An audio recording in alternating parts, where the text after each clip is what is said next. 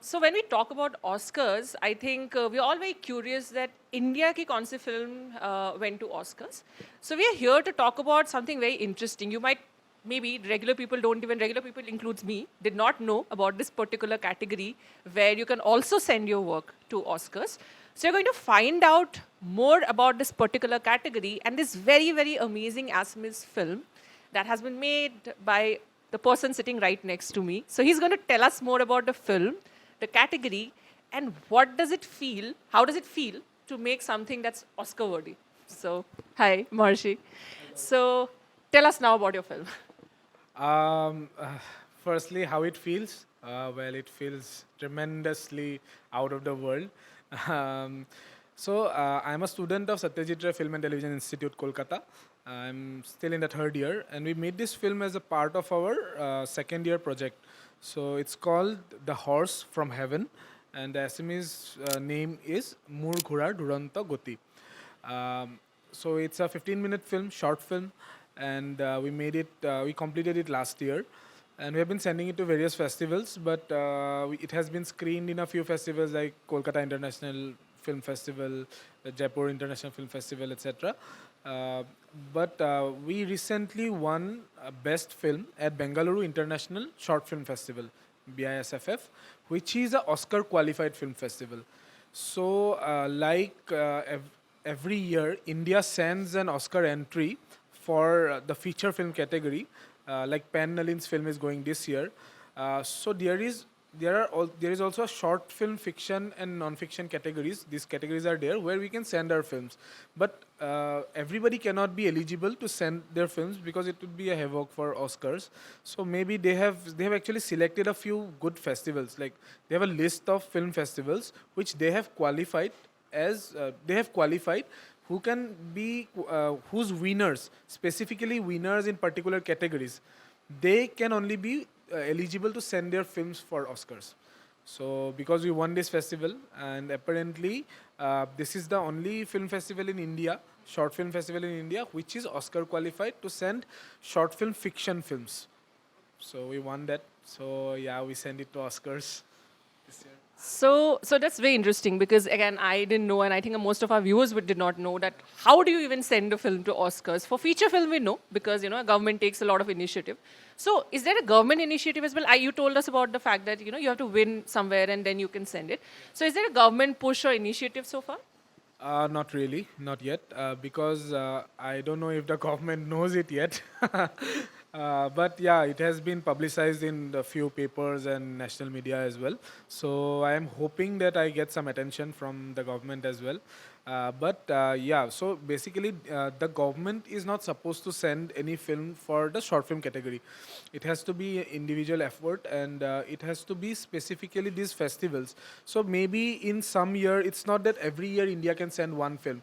It's like in some year, if two films win two awards into different festivals, they will be eligible. Like they have to be Oscar qualified festivals, they have to win those festivals. So two films or three films can also go for Oscars. And sometimes it can happen that none of the films go for Oscars. So it's like that. So now just tell us about like your 15-minute film and I guess step by step. First, how did the story happen? Because I just watched the film. So I want to know where, because one thing that was very interesting for me is the use of the Ojapali tradition. So could you tell us where did that idea come from? Actually, how the idea of the let me start with the idea of the film. So the film has this idea about a man who thinks he has the fastest horse in the world, is traveling to the city to make his horse run in the horse races, and he believes that his horse is the fastest horse in the world. So he thinks that the horse is going to win every race. But the horse he has is not a horse, but a donkey. That is the premise of the story. So how it came about was like there is an incident which I can share. How Ojapali came is that because there was this character. Ojapali is a very ancient art form of Assam, and it is an ancient art form. Like it is there since 14th century. And once I had read this book called traditional art forms of India, and the first paragraph talked about Ojapali, and I was shocked.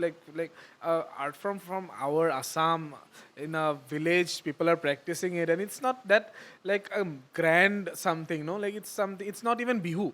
It's not like as grand as Bihu. It's a folk art form which is practiced in the niche areas and all that. So it is one of the oldest art forms in India. I was like really blown by that. But that's not how the story. That's not how the form came into play. The form came only when the story was placed. Like the story was about this man who was traveling and telling stories about his horse to the people he meets while he's traveling to the city. So this process of storytelling, I'm really interested in that. And when I thought that okay, like this man is saying these stories and like what is going to happen? Like how does a man say a story? So I thought about this form where they also say stories in a very interesting way.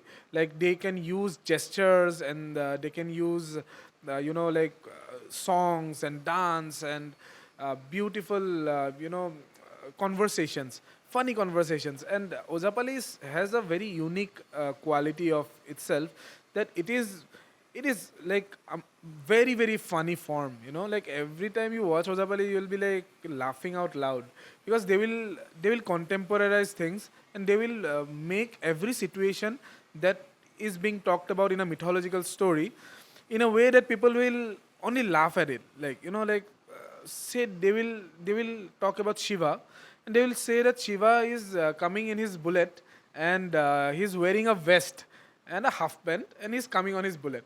Now we cannot imagine Shiva as that, right?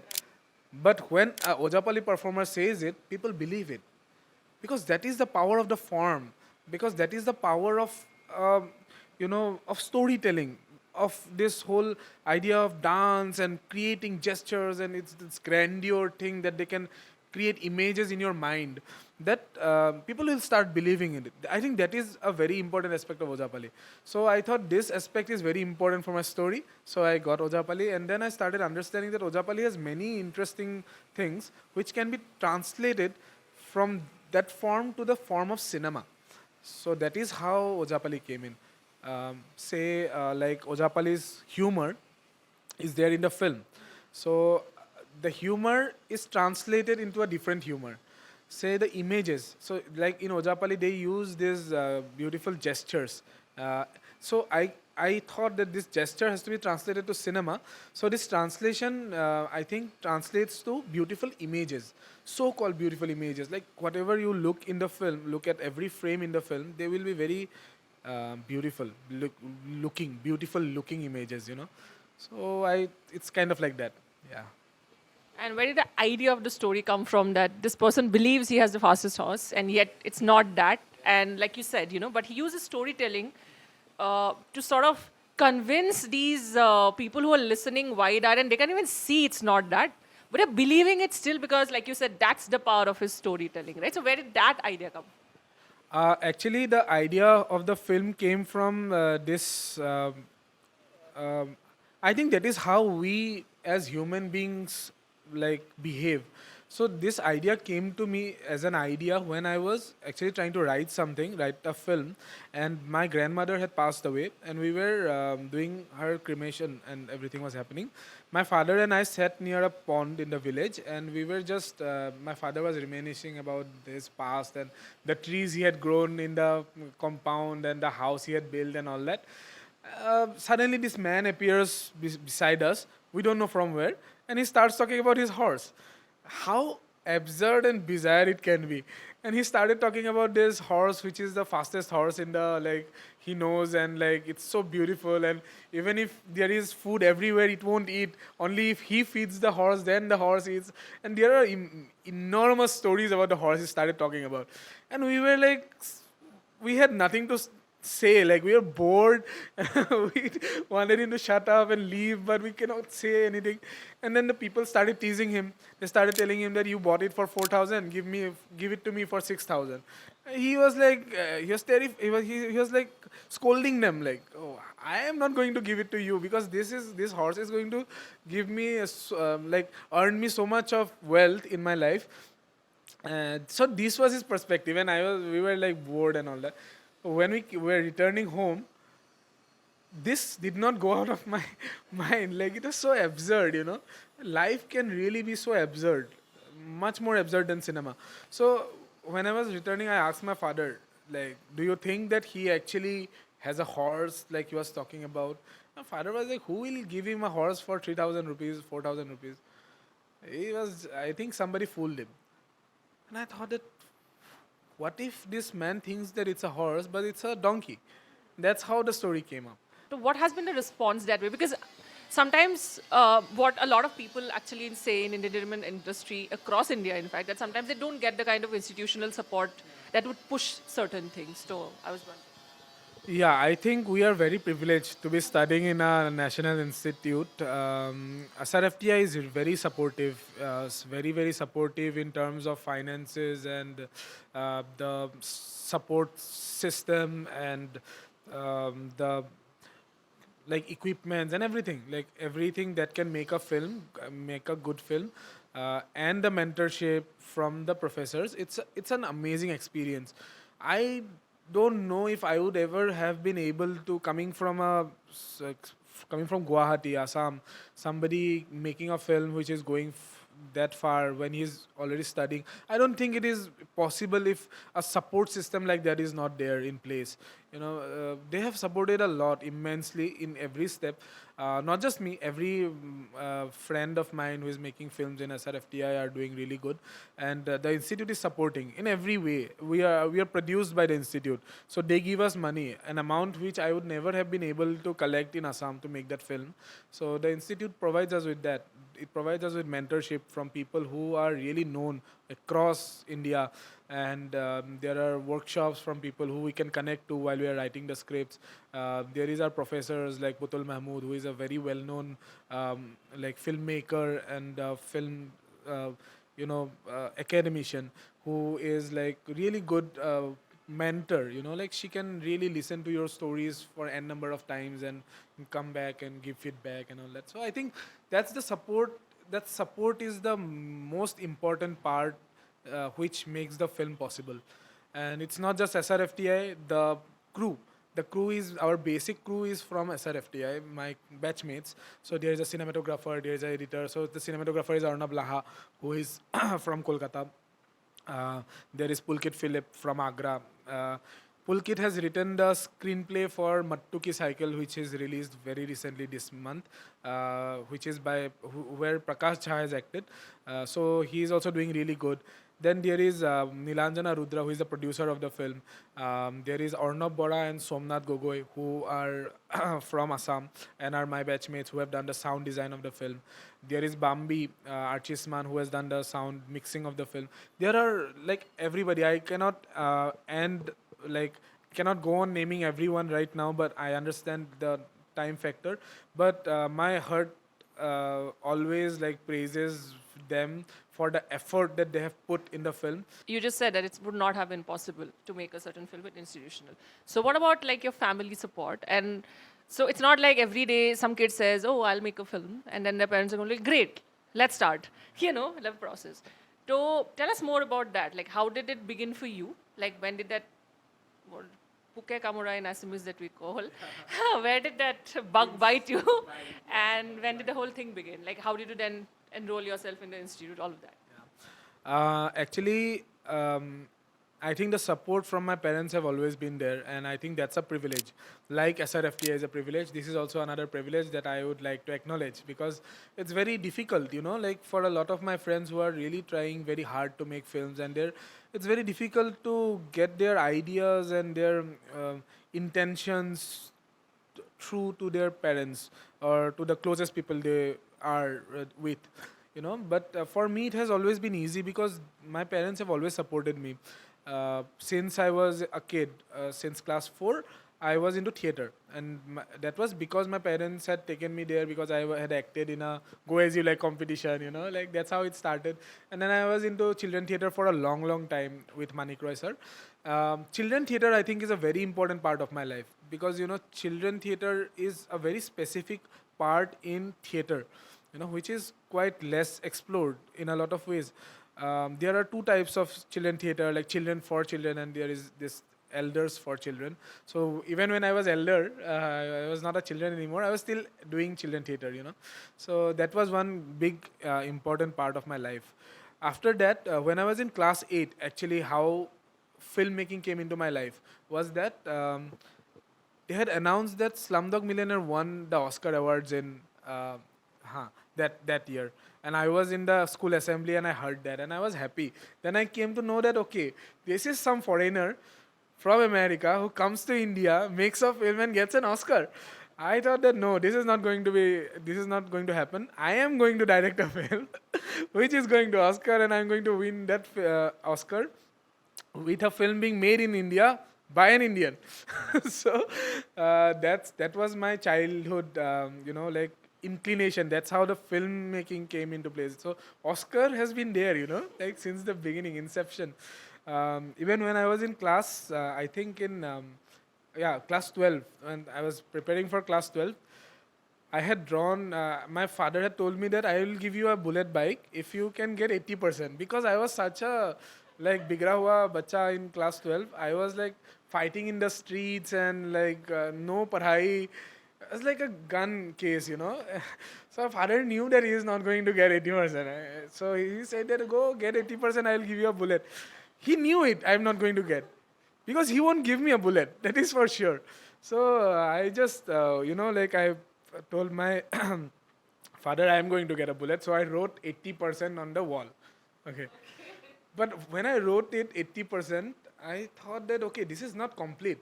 I drew an Oscar, beside it. Because somebody had told me that if you look at this aim in your lives, then they manifest in your life.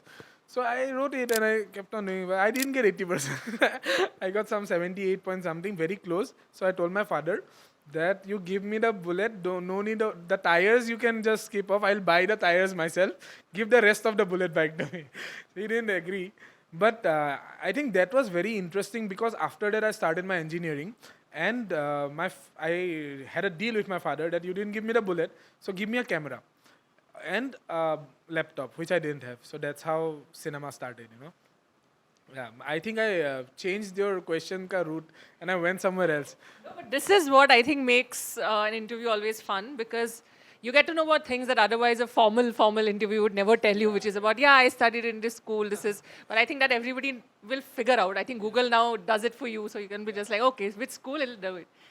So then from engineering to now filmmaking, so that shift, how did it happen? That actually happened because during 2015, we were in the second, third year of engineering, and I always wanted to make films. And I was watching world cinema and all, but I didn't know how it was possible. The only idea I had was that I have to go to a film school, and I will have to work in the Mumbai film industry, Hindi film industry, and then I have to make films. That is the only idea I had. But suddenly, this amazing thing happened. A friend of ours called us, me and Vishal Cholia, who is a very good friend of mine. He is also he has made an amazing film which was in IFFI. It's called Cizo, which is releasing very soon. Vishal and we were starting off together. We had started off together. Then there was Vishal Sarma, who has edited Cizo, and he is also a very close friend. We had started together, okay? Like, this guy, friend of ours called Ornav, he called us. He told us that, can you do cinematography for my film? We went there and we saw that this guy, we have two DSLRs. We were going around clicking photographs. Then this guy is making films through it by using a DSLR, small DSLR, entry-level DSLR. That changed the whole ball game for us.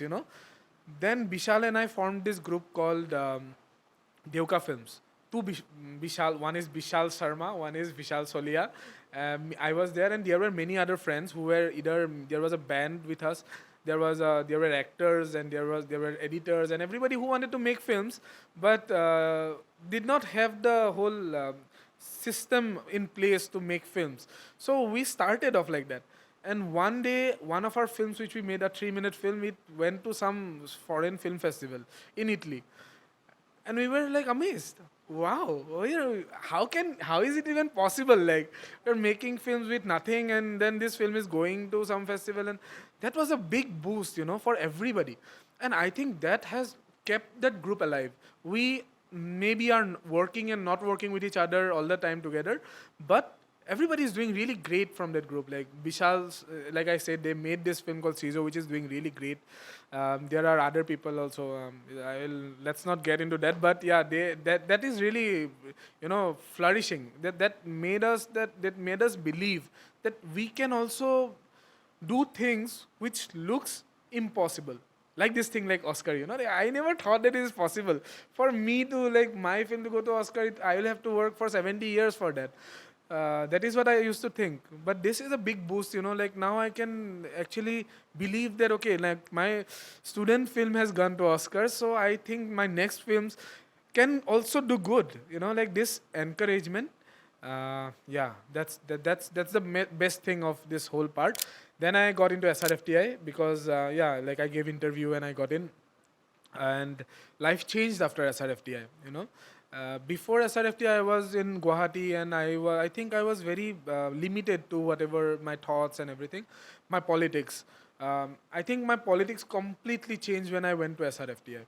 I met all these amazing people from around the country, and they were like, SRFTI has 12 people for every batch all over the country. So they're really selected and very interesting people. Everybody of them have brought some very interesting flavors from their own spaces, and so it was amazing. This experience of SRFTI has been amazing.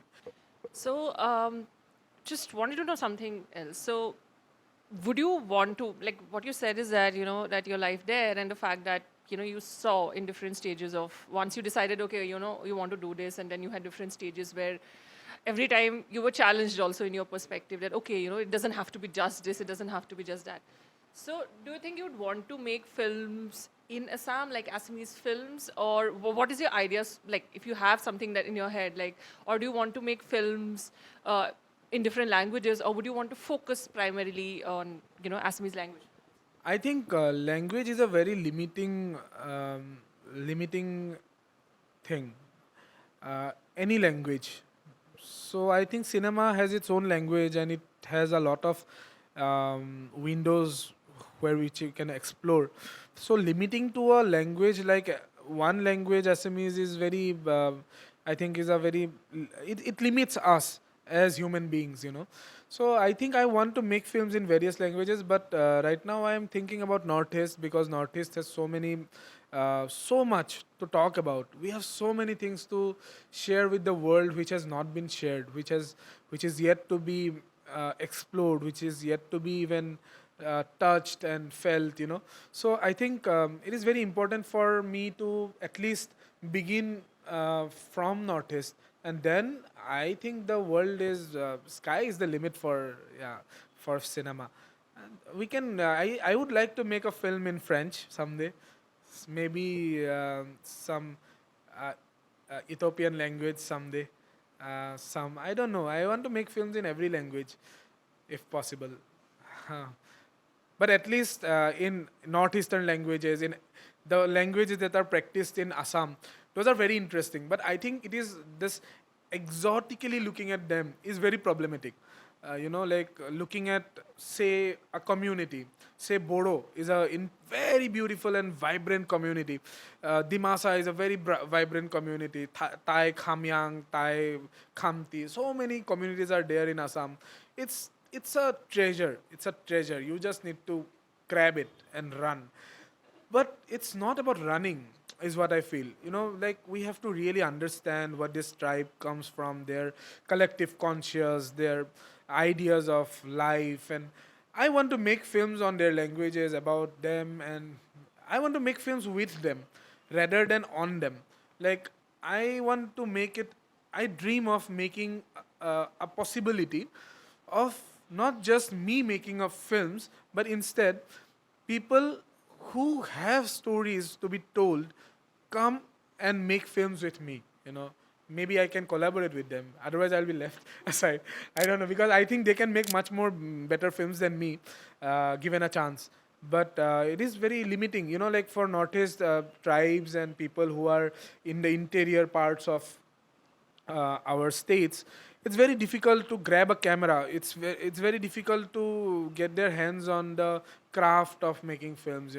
So I think if it can be possible, if that line can be drawn, like, and the connection can be made between these people who have these amazing stories with them and then this craft of cinema, if they can somehow meet, we can, like, maybe, I don't know, it can be, films can be made which world has never seen or imagined.